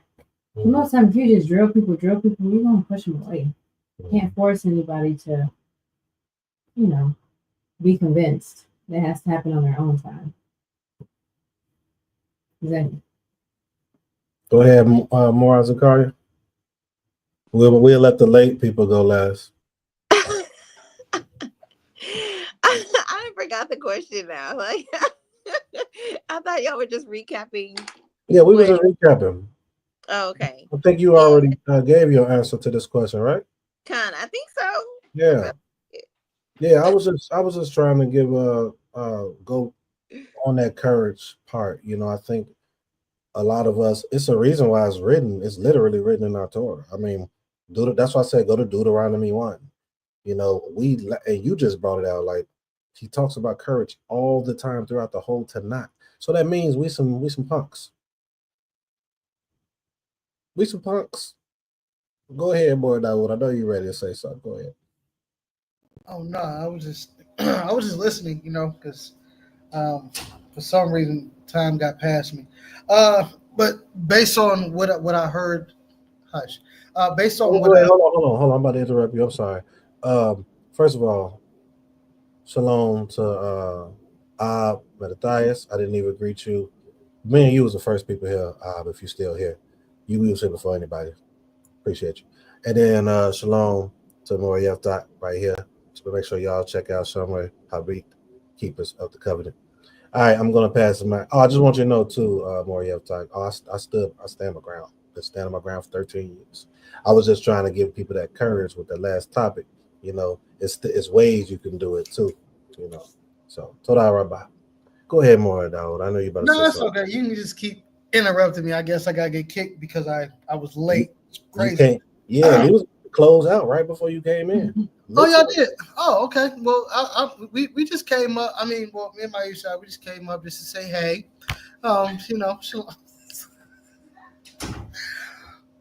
I really was trying to get up here, but just on the topic, definitely as far as courage, we definitely need that, and there is no blurring of the lines. It's either we're going to be on one side or we're going to be on the other. So, with that being said, I mean we can be the light. People know you're the light because when you're missing, it's dark. So you don't always have to show that you're the light by being present. You can always show you're the light by being absent. Because if it's dark when you're not there, then that's who they're going to be looking for. So I'm starting to kind of see the difference between trying to show people and then having them search it out. So I won't do too much because y'all already wrapped up. But no, go ahead, man. It goes to 9. You got some time. See how I did that? Rhymes, bars. This is why you sing. Oh, don't try me. Huh? Don't try me. Y'all will be very surprised. I'm sure I would be, but for what you just did, no. Anyway, Nasika, please tap him on his leg, tell him stop it. Anyway, yeah, just the question that was asked: do we have the courage to make the necessary decisions? No, we don't. I believe it was Harriet Tubman, right? Who she would give the baby something in order to knock them out, so they wouldn't cry as much, right? So in our day, if you don't have that, then what would you do? Cain, praise y'all. You can't be on both sides. So tough decisions. You running, it's in the middle of the night, the baby start crying. What do? Do you knock the baby out or do you get caught? That's a decision that we have to make. You said, do you knock the baby out? Do you knock the baby out or do you get caught? It's a life.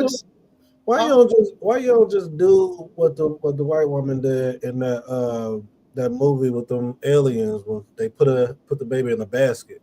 What's that movie with the quiet movie? The Quiet Place. Why we gotta beat the baby up? Just put the baby in the basket so he can't be heard. Put some soundproof like you in the studio. That's a possible decision. You just violent. I'm just saying at some point you gonna hit a baby?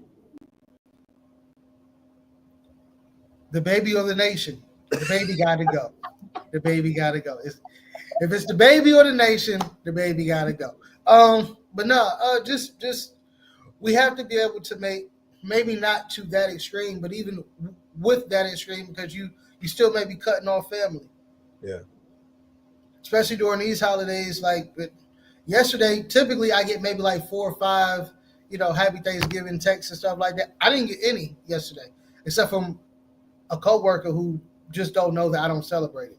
But outside of that, it was like nobody's messaging me these things anymore. Nobody's inviting me to these things anymore. And it's because at some point they understood that I've made that decision and I'm not turning back from it. And a lot of Israel, we try to play and not you, and not Nasika. Oh, definitely. Anybody that know me, trust me. I know. But just saying. For other Hebrews, I would say they play it's a family time event. And that's the same thing that people would say with Christmas. They say, well, I'm only getting the children's gifts because I don't want them to be left out. And it's like, well, you're still compromising your obedience and allegiance to the Most High for the sake of something else, which still, in a sense, makes those children idolaters. Well, no, it makes you an idolater and your children idols. Facts.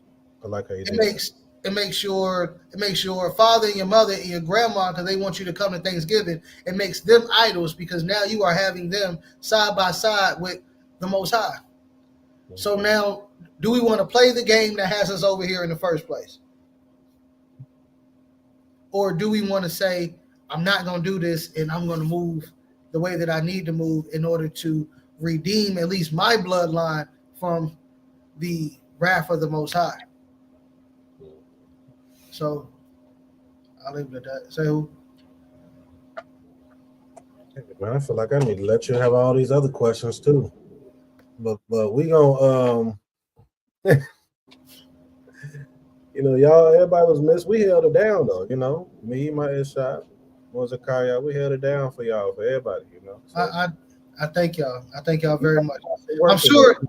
I'm almost sure I won't hear the end of it until next week, but I do greatly appreciate all three of you. At least two of you are going to be unnecessarily bothersome about this, but one of you, thank you, Nasika, for being so, wonderful. I know it's rough being the great one. I don't know why you're looking confused, as if that's just not what you do. Anyway, Kane, praise y'all.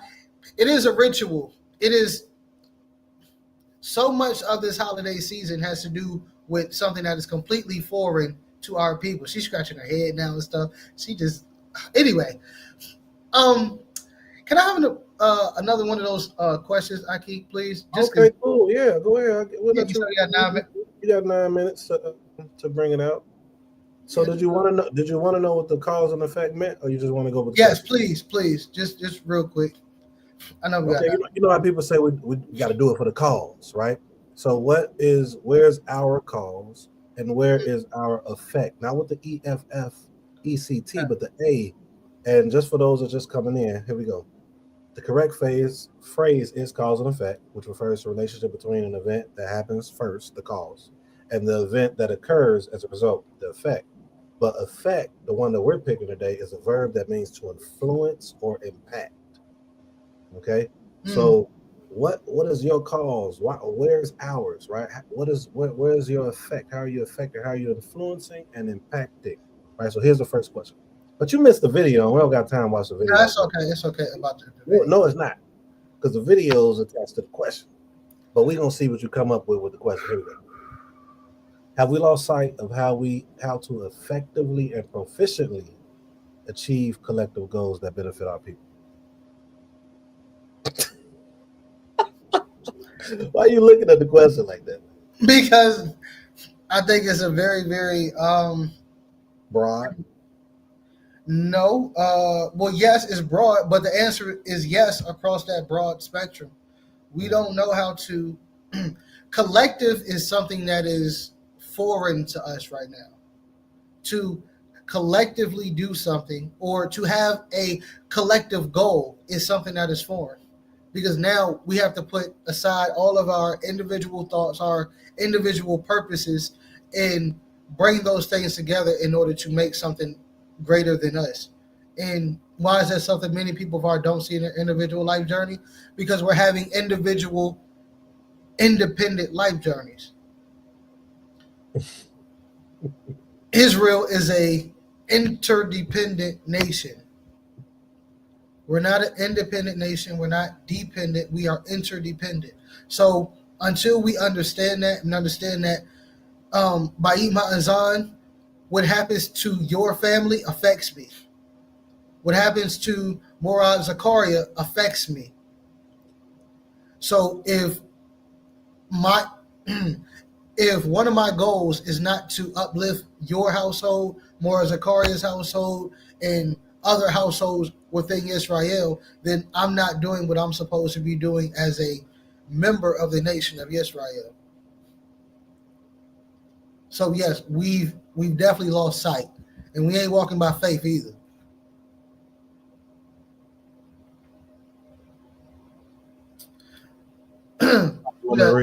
What do you think are the most conducive methods and measures to make an impact on our people and gain their trust? This attached to the video that you missed, but you probably could, so to gain their trust, right? So what do you think the most conducive methods?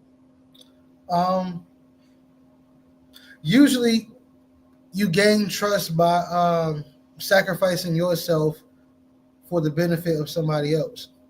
So if you say, hey, I need you to do something, if you sacrificing your well-being in order to make sure that somebody else's well-being is augmented or improved, that gains the trust of the people. So if you have the ability to help out your community and you're not even asking for anything back, you're just making sure that they're good. It's not a favor for a favor. It's not quid pro quo or anything like that. It is strictly, I am making sure that you're good. Then you will now trust me because you know that I care about you and your life. So we have to come up with methods in order to do that. How do we make sure that everybody's good? And we can do that, then we'll be good.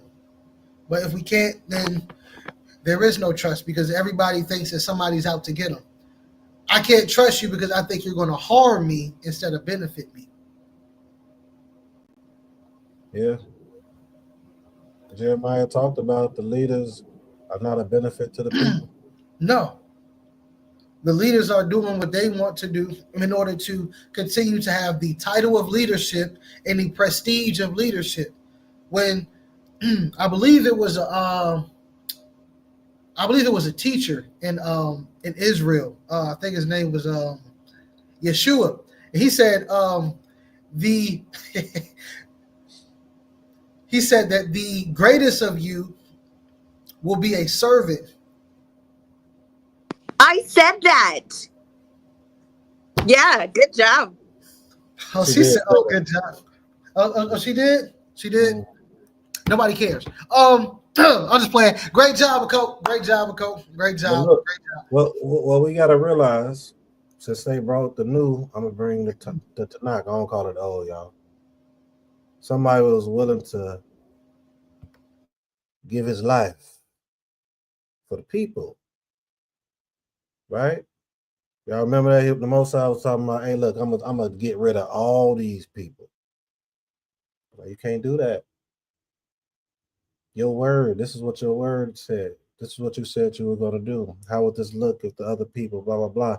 So willing to sacrifice himself. That's all of like I told, we got 3 minutes. Like I told Zakaria, all the great leaders and teachers that are under the banner of the Most High understood sacrifice, Amen. understood integrity, had true love and servitude for the people, and almost all the way so that they didn't want to serve just from what they thought you needed to be served in. They wanted to know, what did you need to be helped in? Like the TV show Amsterdam. Every time you see somebody say, how can I serve you? You know what I'm saying? So that's, to me, that's true servitude, getting a true connection with the people that are under you, learning what their needs are, not from what you portray or perceive their needs to be. Find out what their needs are, right? Go in, you want to pray for them, find out, okay, what is it what you need? Let's pray together. Let's build together. Things like, it's so much more than just what we think leadership is. So with that, I'm gonna pass it back to you. And we got 2 minutes. So I was thinking about gaining their trust, and even what you said, how can I serve you? Like, when you serve those who are, I'm not gonna say under you, but they walk beside you, just a little behind you, then they will be willing to lay down their life for you. As in, I'm thinking about the forefather Abraham. Abraham had servants who were willing to go to war with kings because of the way that he served them. Yes. Even though they served him. So most leaders don't understand that. That's what that video said too. Exactly what you said. The guy in the video said the same thing. Willing to risk their life because they respect you and trust you. Amen. Amen. But you got to be walking a certain type of way for them to respect and trust you. And you also got to have a true connection with them. Amen. Not just, I'm your leader. I'm your Moreh. I'm your Nasik. I'm your Kohen. Your title shouldn't define your level of servitude. It should be your love for the Most High that defines it.